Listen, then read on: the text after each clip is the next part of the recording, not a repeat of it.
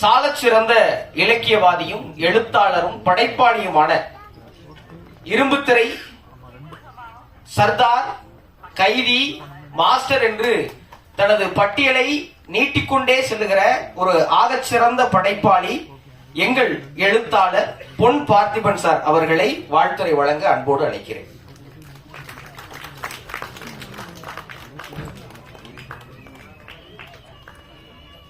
மேலும் ஒரு முக்கிய கதாபாத்திரத்தில் நடித்திருக்கிற நடிகர் கெவின் அவர்களை மேடைக்கு வருமாறு அன்போடு அழைக்கிறேன்.